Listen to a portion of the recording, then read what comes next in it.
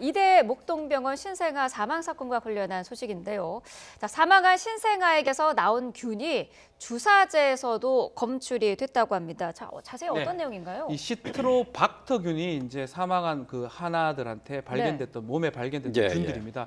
이거를 통해서 시트로박터 프룬디균이라고 하는데 이거를 통해서 사망을 했을 거는 아직까지는 확인이 안 되고 있는데 일단은 몸에는 발견됐고요. 근데 알고 보니까 이 병원의 주사제 지질 영양 주사에도 이 투여된 그 균이 똑같은 균이 지금 발견됐다라는 거예요. 결국은 추정이 지금 가능한 거죠. 이 균이 주사제를 통해서 아이들한테 투여가 됐고 그렇다면 의료 과실의 가능성이 좀 클 가능성이 크고 다만 아직까지 이 시트로박터균으로 아이들이 사망했는지 확인이 안 되기 때문에 그 부분이 확인이 된다 그러면 쭉 인과관계가 성립할 수밖에 없는 그런 상황입니다. 자, 주사제에서 발견된 게 이제 시트로박터 프룬디라는 균인데요. 이게 이제 항생제 내성을 갖고 있는 균인 거죠? 네, 그렇습니다. 이건 사실 뭐 일반 성인들은 이제 몸에 이제 가지고 있는 그런 가능성이 있습니다. 그런데 어른들 같은 경우는 이게 이제 큰 문제가 되지 않지만 이 신생아 그리고 이제 미숙아 같은 경우는 이게 이제 사실 이제 상당히 이제 치명적인 그런 어떤 피해를 갖다 줄 수도 있고요. 뭐 폐혈증 같은 이런 걸 갖다 유발할 수도 있는 균이라고 하니까 신생아들에게서는 이런 것들을 철저하게 좀 관리할 그럴 필요가 있었는데요. 이걸 갖다 이제 수액을 관리하고 그걸 갖다가 이제 주사제를 갖다가 넣어 가지고 실제로 이제 접종을 하는 그런 과정에서 이제 문제가 있지 않았겠냐 이렇게 이제 생각을 하는 게 사실 이 그 뭐 수액을 만들고 한 게 금요일이었습니다. 그런데 이제 통상적으로 주말을 앞두고 있기 때문에 금요일 뭐 늦은 오후나 저녁에 만든단 말이에요. 그런데 이제 그날 접종을 한 건 큰 문제가 없었는데 그 다음 날 토요일 날 접종을 한 이게 문제가 됐으니까 하루 동안에 뭔가 이 뭐 수액이나 주사제 이걸 관리하는 데서 좀 위생상의 문제가 있고 그게 이제 그 다음 날 하루가 지난 다음 날 실제로 균이 아이들에게 나쁜 영향을 미치는 게 아닌가 이런 식으로 현재 이제 추정을 하고 있습니다. 지금 현재 이제 질병관리본부에서 이제 밝힌 것은 주사제에서 항생제 내성균을 밝혀낸 건데요.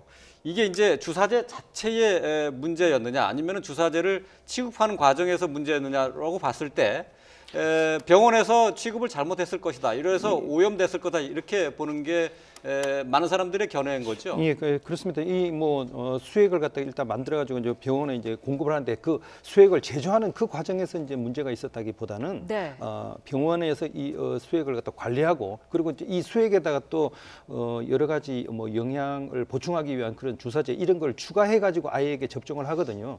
그런 과정에서 뭔가 좀 균이 감염되는 이런 위생상의 어떤 문제가 발생하지 않았을까 이렇게 이제 좀 생각을 해볼 수 있습니다.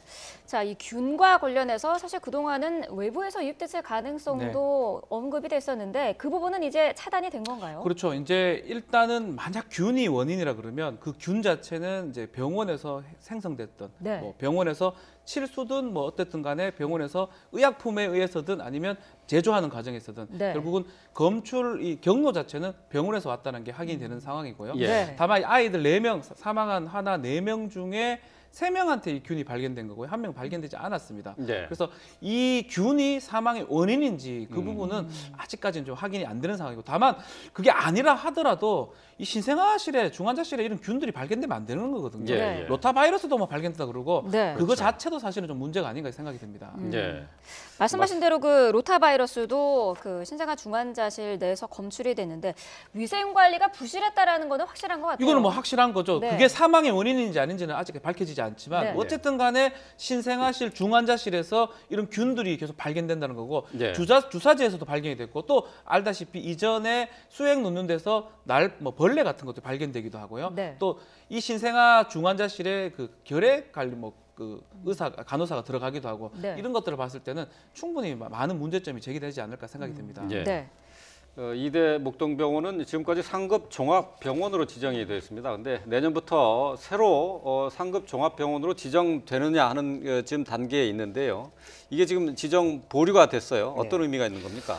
이렇게 되면 그 병원의 여러 가지 뭐 신뢰성이라든지 어떤 의료의 어떤 뭐 수준 뭐 이런 거에 대해서 상당히 뭐 환자들이 또 뭐 보호자들이 상당히 이제 걱정을 제기할 수 있는 그런 어떤 상황이 되는데요. 통상적으로 이걸 갖다 3년에 한 번씩 이제 검사를 받습니다. 네. 그래서 이제 일반 병원이라든지 종합병원 그리고 상급 종합병원 이렇게 해서 이 사실 이제 상급 종합병원 같은 건 상당히 그 뭐 중한 병을 치료할 수도 있고 그리고 이제 그런 것 때문에 이 의료보험 수가를 30%더 받을 수 있게 그런 어떤 자격이 주어지는 건데 이런 상급 종합병원으로 이제 지정되는 것이 이제 보류가 되고 이번 신생아의 사망에 대한 정확한 원인이 밝혀진 이후에 다시 이제 이런 판단을 갖다 하겠다 된 거기 때문에 뭐 상당히 병원으로서는 그 어떤 명성에 상당히 치명적인 그런 어떤 피해를 입었다 이렇게 이야기할 수 있는 겁니다. 네, 상급 종합병원 지정 보류 판정과 관련해서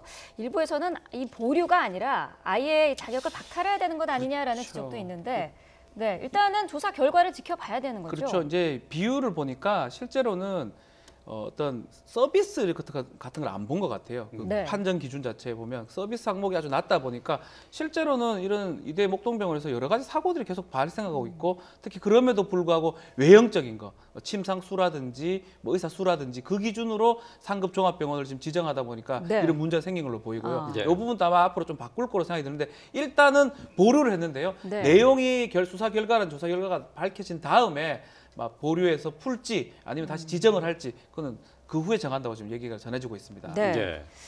뭐 이대 목동병원으로서는 상당히 큰 신뢰 타격이 아닐까 싶은데 말이죠. 오늘부터 의료진에 대한 조사가 또 계속되고 있는 거죠? 이제 그동안은 그 병원에서 가져간 여러 가지 자료들 그리고 이제 진료 기록들 뭐 이런 자료들을 이제 검토를 했고요. 그게 이제 어느 정도 이제 마무리된 이후에 이제 본격적으로 의료진에 대한 소환 조사가 이제 시작이 되고 있는 것 같습니다.